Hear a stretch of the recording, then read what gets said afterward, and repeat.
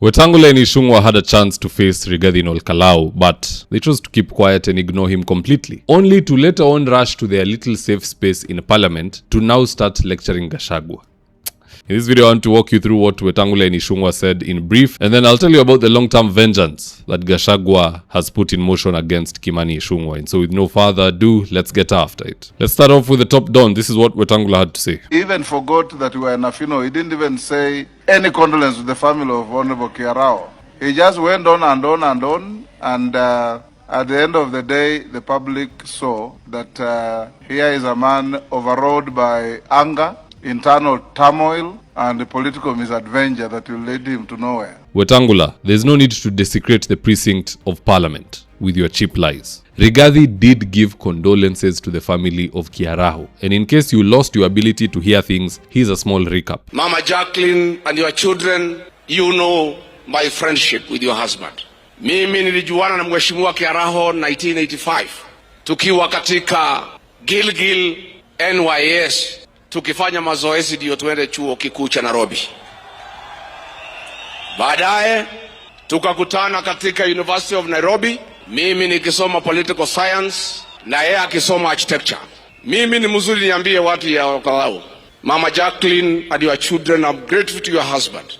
A great man, a great leader, and a very principled person. Ama according to Wetangula, Gachagua was speaking in French. He did give his condolences. So people need to heal up and move on. Shida kubwa tu ya Weta ni ati Gachagua alimwambia is behaving like a UDA youth winger. Hiyo kitu inamuuma paka leo, and so he had to say something, and we understand him.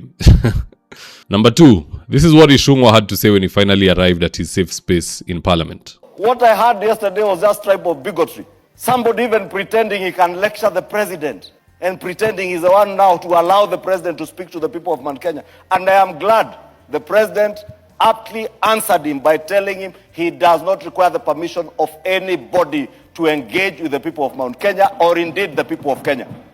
And I want to... Ichungwa to me comes off as a coward because, like I said earlier, he had a chance to address Rigiji in Olkalau. And in case he didn't know he had a chance to do it, Methu reminded him in Olkalau that umezoea kutusi Gachagua, sasa kuja umtusi hapa. In fact, here's the tip. Mimi namalizia, I will not even take 1 minute. Nilikuwa nataka kuambia Mheshimiwa Kimani Ichungwa, hiyo maneno unatusi Rigathi Gachagua. Leo wako hapa mtusi ndio tujue wewe. It's such a shame that a government operative infiltrated the sound system and muted Methu. Hiyo injection ilikuwa inafaa iendelee vizuri because the way Gachagua na Methu walikuja, it can only be described by this image.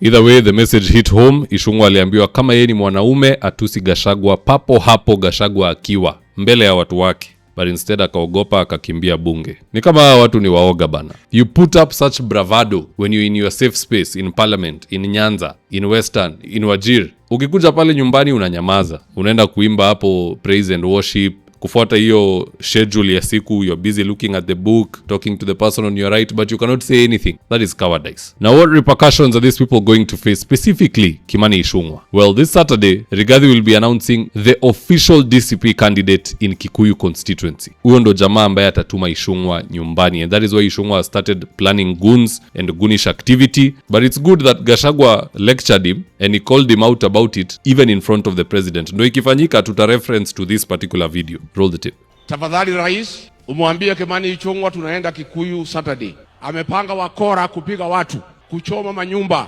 kuharibu biashara. Mwambie Kimani Ichungwa waache hiyo ujinga na utoto, umepitwa na wakati. Adwa natoa iwidhania.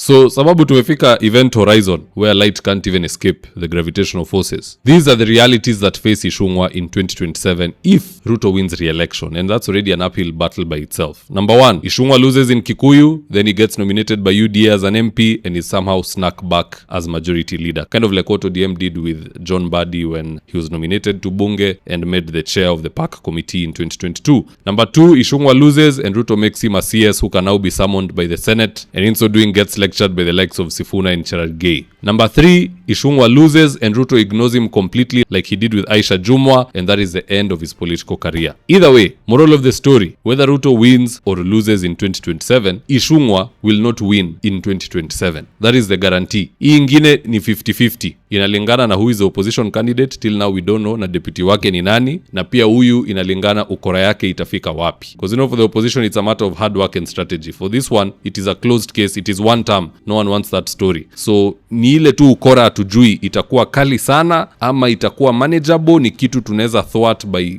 coming out and voting in numbers. But be that as it may, mambo ya Ichungwa in Kikuyu, this guy is serving his final term. I think he knows it. Na Saturday Gachagua anaenda ku-unveil the candidate of DCP in Kikuyu. Itakuwa moto sana. Do not miss that rally. You don't have to attend physically if you're not from the area, but there'll be a lot of YouTube channels streaming it, and we'll be able to just see what's happening. And equally, I'll give you guys an update Saturday jioni in regards to what happened. That one I won't leave it to Monday. Hiyo ni mzuri sababu iko na interest sana, and I know you guys will want to know what happened before the weekend ends. Now, having said that, that's all I had for you today. Do drop me your comments in the comment section below, and I'll do my best to read them and to give you a response. So with that, here today's ads of the day. If you're in need of electrical wiring, solar installation, or electrical fittings such as strip lights, snake lights, downlighters, or chandeliers, contact Engineer Wycliffe at 0707 476602 and he'll get your house dapped up.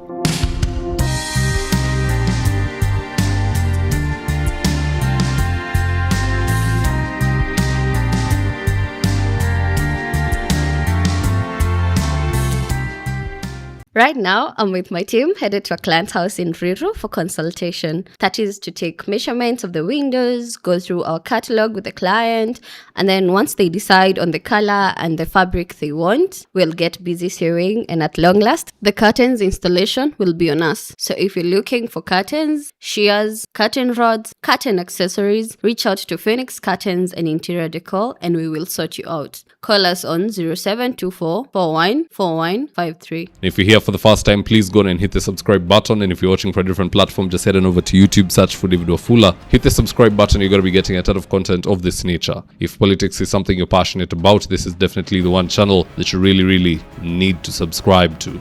Alright guys, adios.